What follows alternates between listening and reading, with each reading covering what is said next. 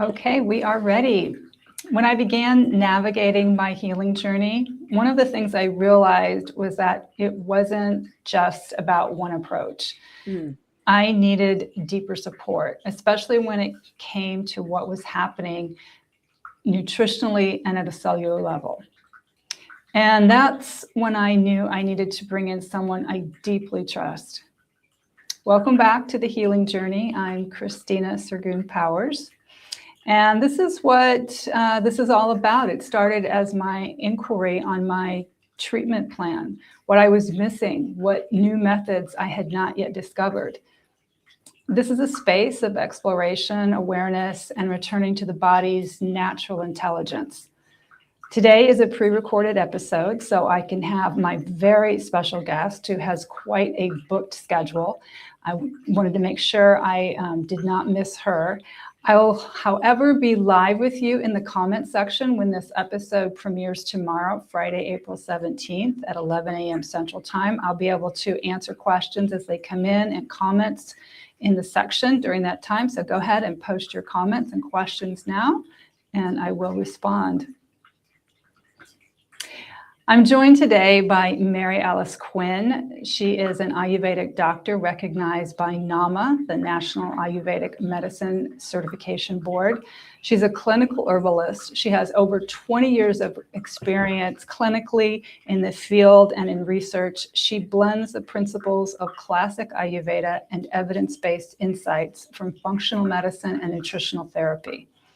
She has been a mentor to me throughout my training as a clinical Ayurvedic specialist, and also someone I've worked with closely this last few months in developing my own treatment plan, as I have shared with you all the last few months on my journey. So when I developed this treatment plan 6 months ago, one thing that stood out was that I needed deeper support with micronutrients. Specifically, I was very low in vitamin D3, and Mary-Alice is going to go and talk and show you just how low is. I wasn't recognizing that, and so her expertise really filled in those gaps. Additionally, B12.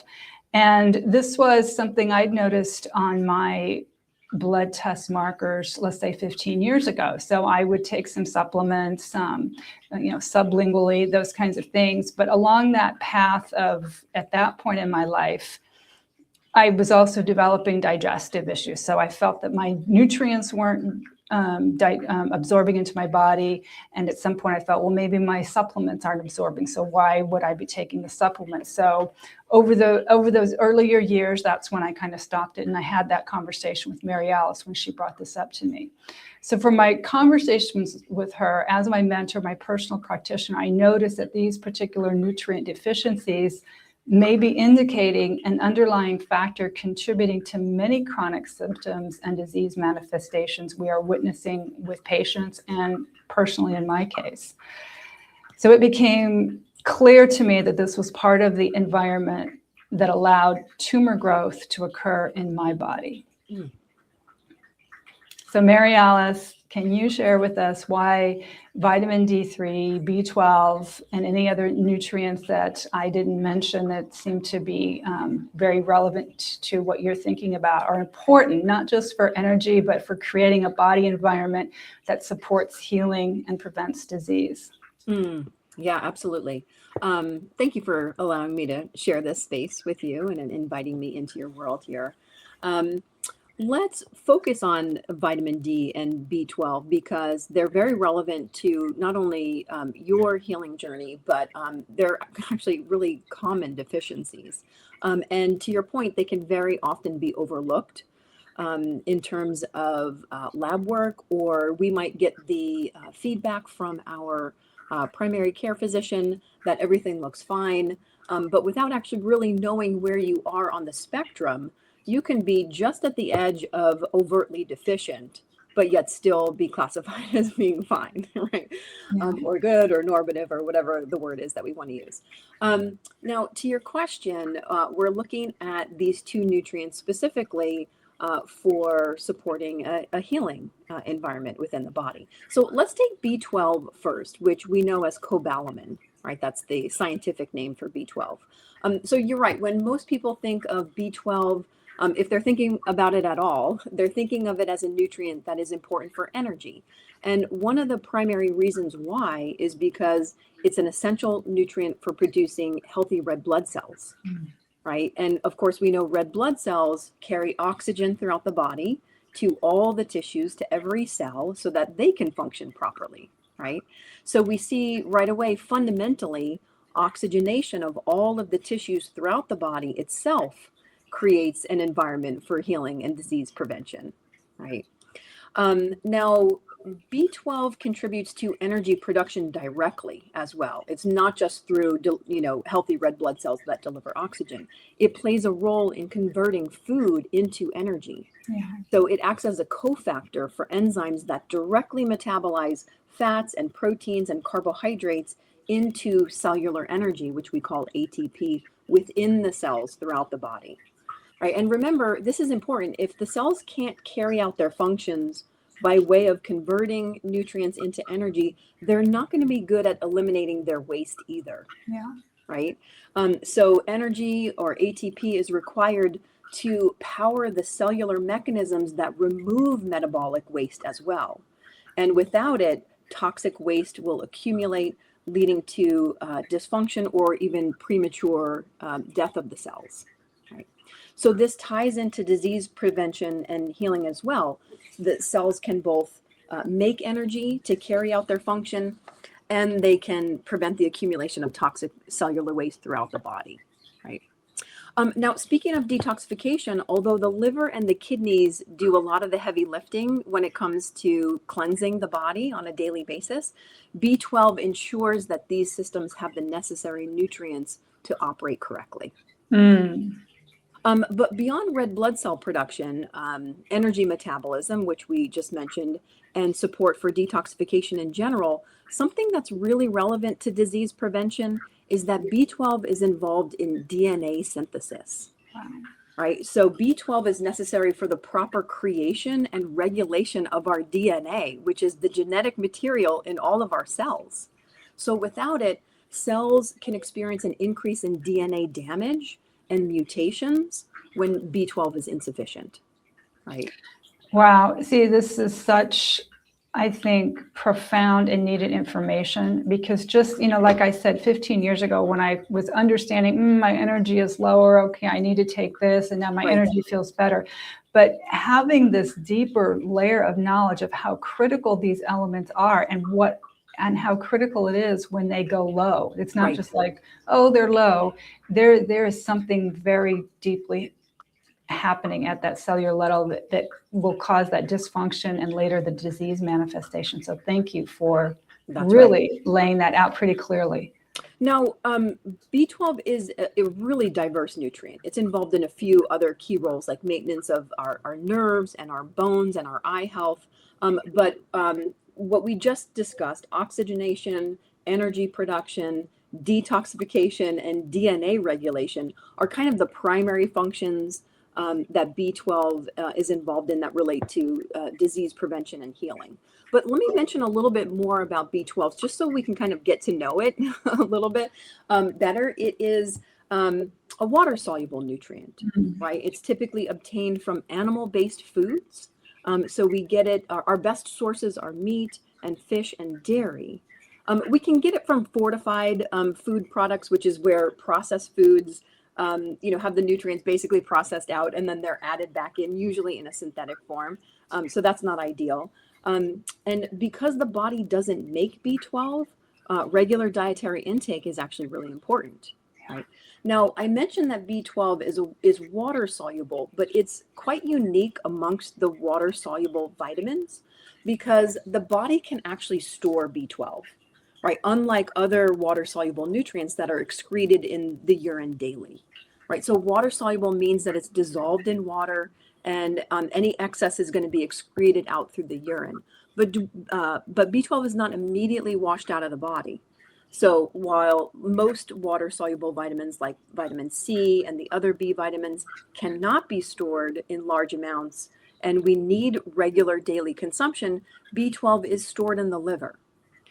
So the body can store about between 2 to 5 milligrams of B12, mainly in the liver, doesn't sound like a lot, but you might recall with your dosing, Christina, that we typically dose B12 in micrograms, Yeah. right? So 2 to 5 milligrams is actually a pretty substantial amount that we store in the liver.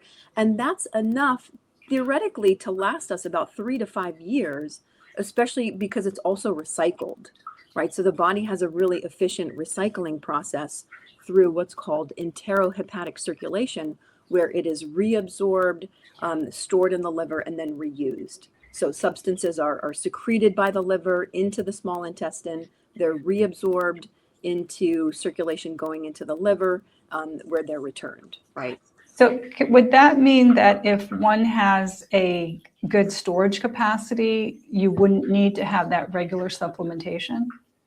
You're going to, throughout your life, need a source of B12. There's no doubt about it. So even though it's stored and even though it's recycled, we still see deficiency happens. It's actually really common. And it's not always due to low dietary intake, but rather because of a lack of what's called intrinsic factor.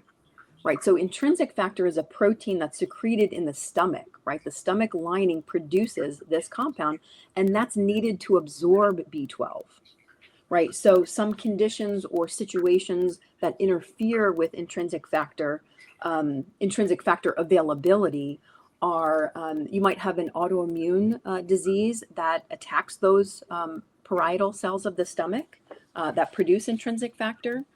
And that can lead to a type of anemia called pernicious anemia. Of course, you can have surgical removal of the stomach. That's going to be a big problem, or even some kind of bypass surgery can compromise B12 absorption through intrinsic factor.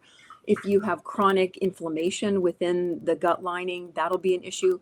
But there are also some medications which are really, really common that interfere with the production of intrinsic factor, which most notably metformin, which is kind of the first line of treatment for diabetes patients, and acid blocking medications or acid reducing medications.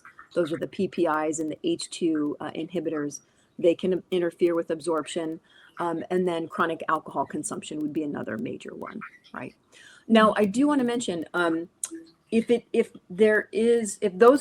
not an issue of intrinsic factor and absorption, it can absolutely be insufficient dietary intake.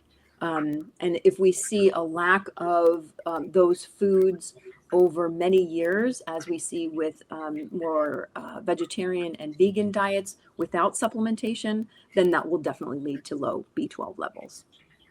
Yeah, and I was definitely one of those. I am a vegetarian and at one point a vegan, so it was not surprising and shocking that I had those low numbers. Yes. Another thing that I experienced for years, I can like pinpoint in memory, let's say 12, 15 years, were leg cramps, foot cramps, in the calves and the foot, particularly at night. My feet would get cramped and become very rigid. And I relayed this to, a couple things: dehydration, low salts, low potassium.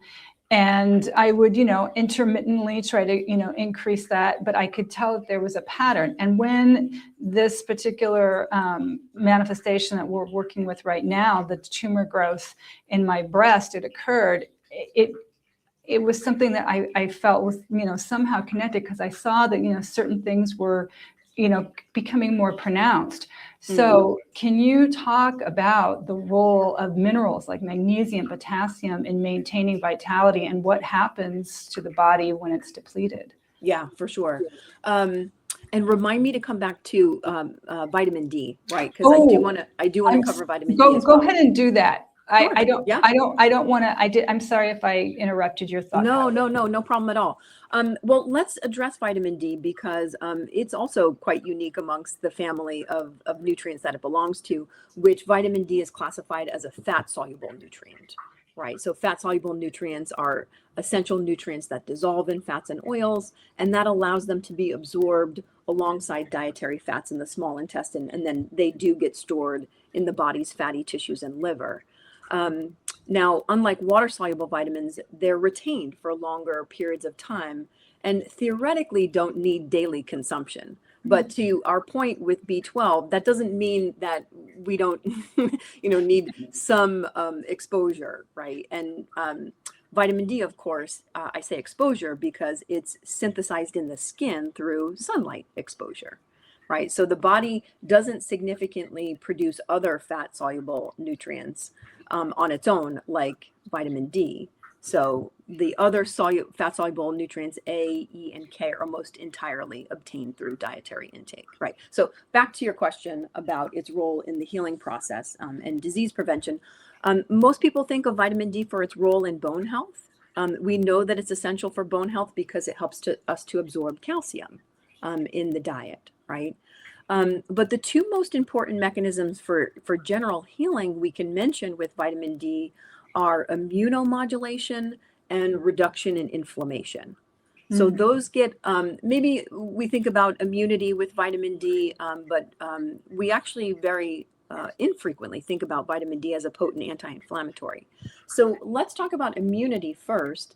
When we say immunomodulation, that means that it helps to modulate or regulate, we might say balance or normalize our immune defenses, right? And so vitamin D regulates both our innate and our adaptive immunity.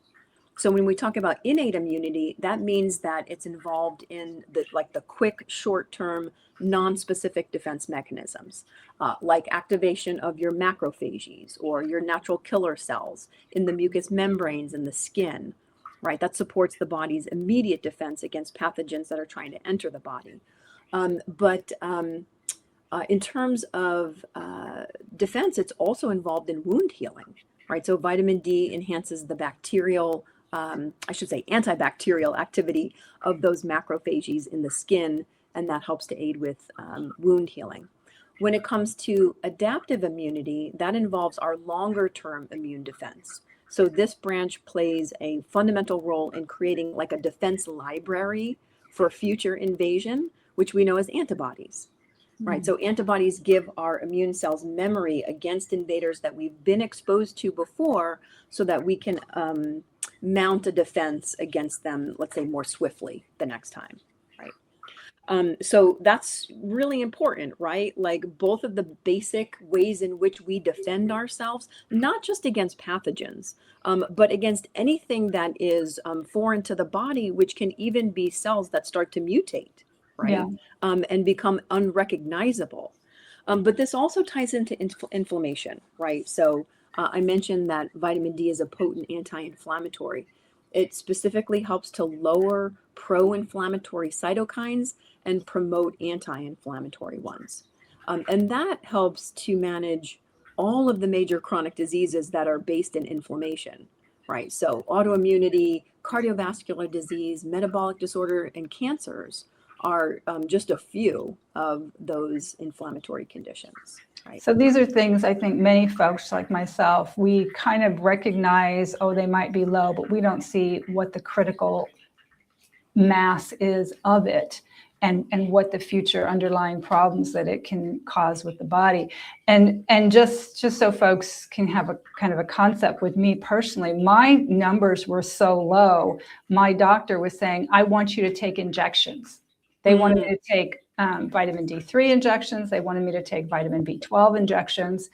And, that's not typically my course. And so I said, hey, let me work with some supplementation.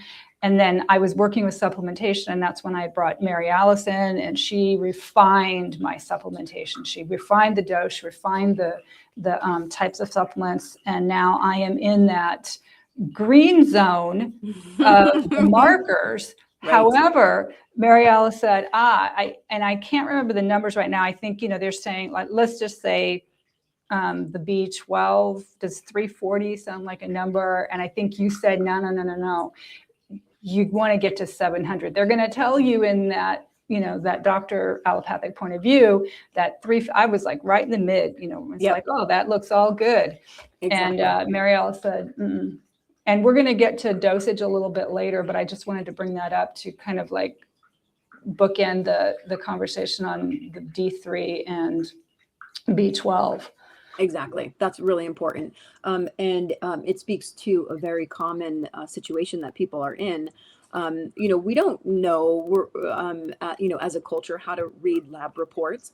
And of course, there are some labs. I mean, most labs will be a spectrum.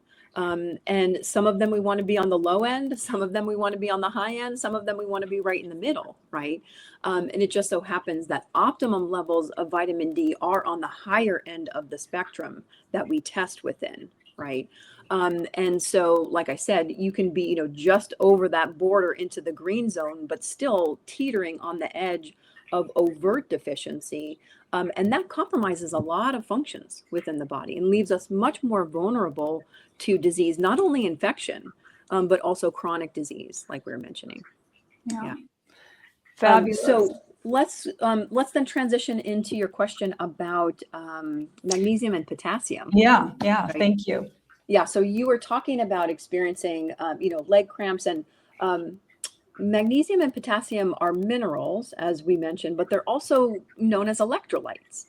Right. Now, interestingly enough, all electrolytes are minerals, but not all minerals are electrolytes. Right. Electrolytes are a specific subset of minerals. Right. We can say it that way. So some common electrolytes are calcium and sodium, of course, potassium and magnesium.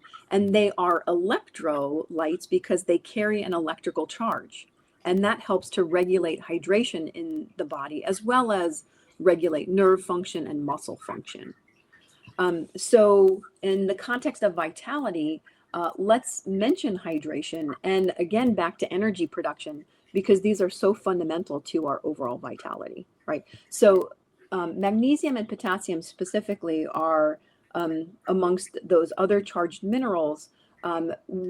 They're considered to be critical electrolytes, which in a general sense means they're essential for proper hydration.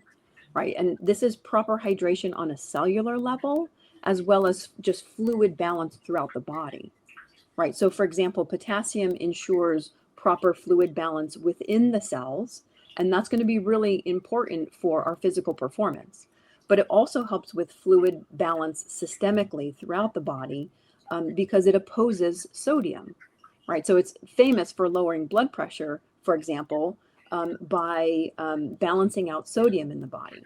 Right. We know that generally speaking, a standard American diet tends to be pretty high in sodium. And not everybody is sensitive to salt in this way, but it is a consideration when we have a relatively low amount of potassium intake, which is primarily coming through fruits and vegetables, but we have a high processed dietary intake of sodium. That's the imbalance. That's the issue. Yeah.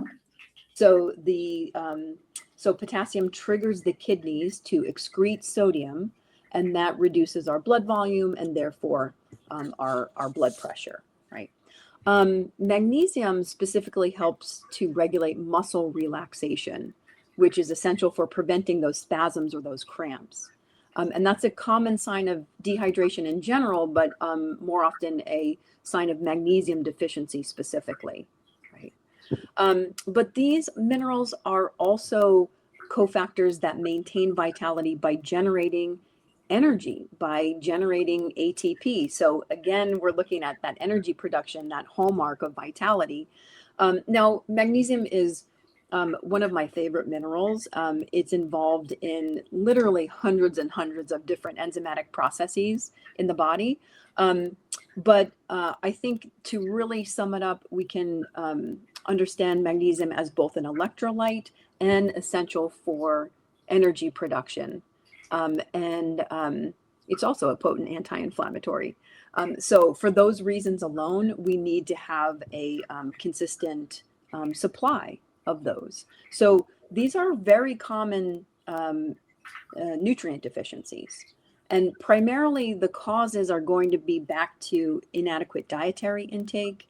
Again, we might see some GI conditions that inhibit proper absorption. You had mentioned that as a something that you started to notice.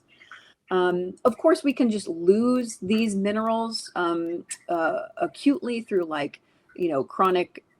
through acute diarrhea or vomiting, or even, chronic conditions that cause that, or even taking medications like diuretics that are pulling minerals out of the body through the urine quicker than we're replacing them. But interestingly, on the other end of the spectrum, we can overhydrate with plain water, and that actually can cause issues too, Yeah. right? Specifically because now it's diluting all of those electrolytes. It's diluting that electrical charge, right? So you had mentioned some common signs of deficiency. I would call these the tangible or the more obvious signs would be things like fatigue or weakness, muscle cramps. Sometimes people will experience heart palpitations, right? Mm. And so just in terms of source, we like to get these primarily from leafy greens and nuts and seeds and legumes and fruits, but very often, especially when it comes to magnesium, we're going to need some supplementation. Yeah, absolutely. And I noticed an immediate change. It wasn't just like, typically, in Ayurveda, we always say minimally, 7 days, 14 days for the body to get to the deeper layers of tissues. But it was almost immediate change. And I'll notice an immediate change if I become maybe less diligent in taking the magnesium supplementation.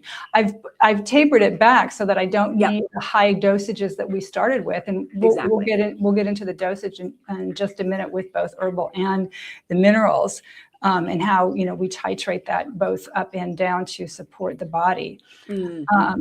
So from an Ayurvedic perspective, and that's where Mary-Alice and I come from. Plus, she integrates many things, and that's what I am about the business of doing, is integrating many different modalities into it. We look primarily at tumor growth, cancer growth as tridoshic. It's a tridoshic imbalance. So we say pitta, there's that inflammation and stress from the mind, stress from the body, inflammation. So that kind of creates that ripe, fertile ground in the body.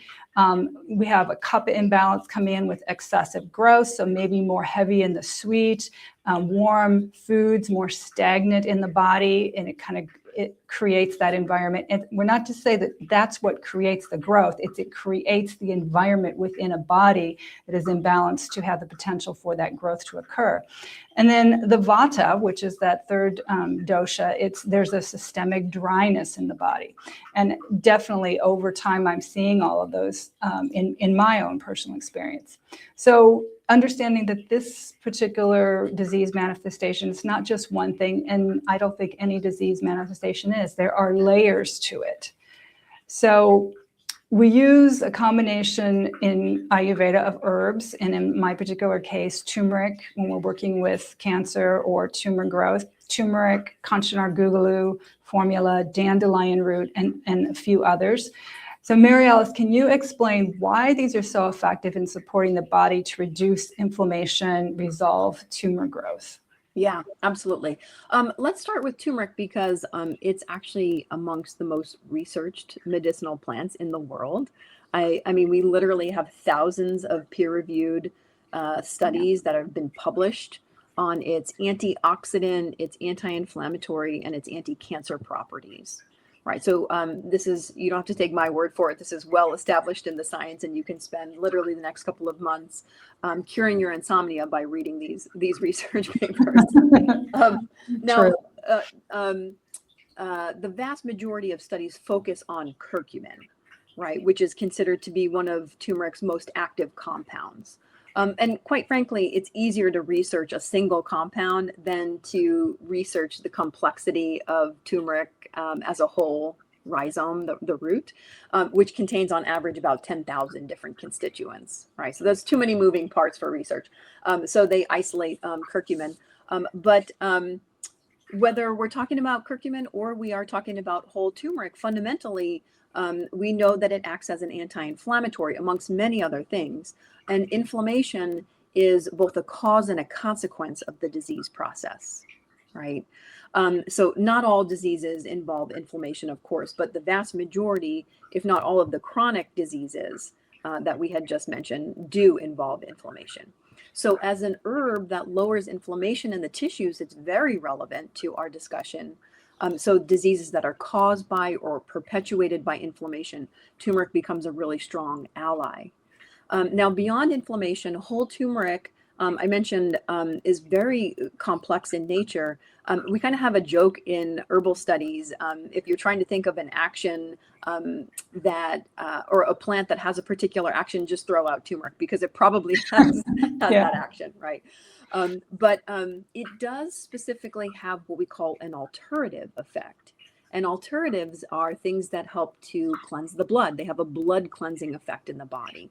Now, this is a concept that's really challenging to nail down from a purely molecular biological point of view, but in natural healing, alternatives are used to support clearing of heat and metabolic byproducts or waste from specifically the blood and the liver, right? So that's detoxification, right? Yeah. That's one of the great benefits. Now, speaking of the liver, turmeric also supports detoxification specifically by improving bile flow, right? So substances that improve bile flow in herbalism are called cholagogues, which Yeah. is one of the most basic ways that we excrete toxins from the body every single day, right, is through the bile. So those are my favorite things to kind of highlight about turmeric in this discussion. Now, this does translate specifically into cancer treatment. There's some wonderful research at Baylor University that tested turmeric against, I think it was somewhere close to 100 different types of cancers. And although some responded more directly than others, there was a response across the board to turmeric. So definitely something to dive into a little bit more if it's resonating with your particular condition. Now, the other one that you mentioned is Conchanar Gugalu. And Conchanar Gugalu is one of those precious classical Ayurvedic formulas that's based on this Gugalu resin. And I say precious because that resin, Gugalu, is a medicine which is in high demand for good reason, but relatively low supply, which will drive the cost up substantially in the marketplace. And there are some ecological concerns that we have with this plant. So I just want to say as a side note, please don't randomly purchase, Yeah. any of the Gugalu formulas. Unless number one, you know your supplier, because there are both unprocessed and adulterated Gugalu products being sold. And equally important, unless you're clear on why specifically you're buying it, right? Why you're using it. Unlike there's plenty of medicinal plants that you can experiment with, this one really needs to be used with respect and intention. Right? Yeah. Thank you for saying that. Now, Conchanar Gugalu, as the name suggests, is a formula that combines a base of purified Gugalu with Conchanar and several other kind of common and somewhat uncommon Ayurvedic herbs. And it's primarily used, as you were describing, Christina, as a anti-kapha remedy, right? So it helps to clear growths and masses from the body, especially cleansing the lymphatic system by breaking up masses, right? Whether they're fixed or movable, palpable masses. So Conchanar acts like an astringent, and that helps to kind of dry out the excess kapha. And the Gugalu delivers that Conchanar into the deeper dhatus and acts like a deep tissue detoxifier. We almost think of it like a roto-rooter within the deep tissues, and is also anti-inflammatory in and of itself, right? Beautiful. Now, something that often surprises people, why therapeutic dosage is so much higher than what people will typically experience with an allopathic medicine. Right. So what can you share us? And I know, I really feel you have an expert level with this, particularly with your herbology background. Yeah, Christina, I've thought a lot about this. And I think that fundamentally it comes down to the fact that we have been either socially or medically conditioned into thinking of medicines in pharmaceutical doses, because that's most of our exposure in modern time. Very few people have grown up with any exposure to herbal medicine, right? Let alone traditional systems like Ayurveda or traditional Chinese medicine. But we have been, most of us, exposed to a prescription, right? Even if it's just an antibiotic, or if it's a medicine for clearing your allergies, whatever it might be. And those are very targeted, potent compounds that are dosed in milligrams and sometimes even micrograms, right? But herbs and natural medicines within this family that we use in herbalism are more food-like than they are really potent, targeted drugs. Um, Now, of course, there's a spectrum, and there are plenty of plants that are very medicinal in nature, and you're not going to take them unless you are using it for a particular condition. But there are also plants that are closer to the end of the spectrum of being food-like, and you might incorporate them into your daily diet, right? Like turmeric's a great example. You don't have to, have a lot of inflammation or joint pain or any other concern to incorporate turmeric into your daily diet, right? You might put it into, your soup or your stews if you're making curry or anything like that. So it's a perception issue first and foremost, right? And it's also understanding that plants are different, right? They are, basically more like super concentrated vegetables, if we had any comparison for them, right? Because they are complex in nature. They have vitamins and they have minerals, but they also have these special therapeutic properties that are more broad spectrum acting in our physiology rather than super targeted. Now, the advantage with that broad spectrum is that they tend to come with side benefits, as opposed to with targeted, especially pharmaceuticals, we very often see more side effects. Which is it's a good point to make, and why we look at the whole herb instead of pulling out the small elements like curcumin, for example. Right. There is so much intelligence in that whole herb and the way it works together within its whole internal structure. Yeah, it's a good point.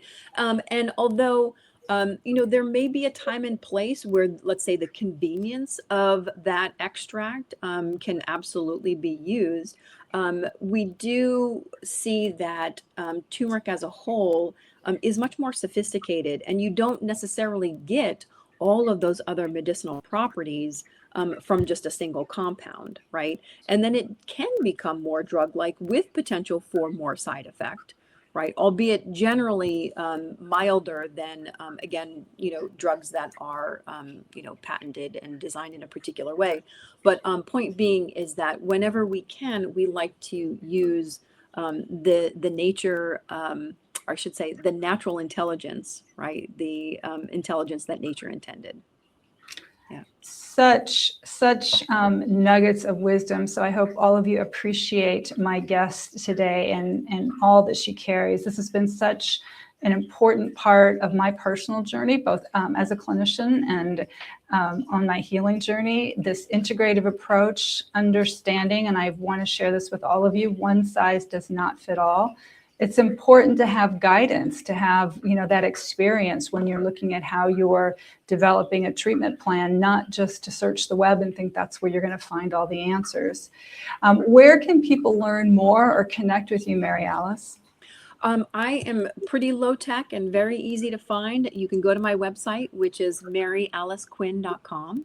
And that's MaryAliceQuinn.com. And I'm going to leave those particular links, her website and her contact information below in the description. So you'll be able to get that if you didn't copy that down. Any closing thoughts for our audience before I close this out?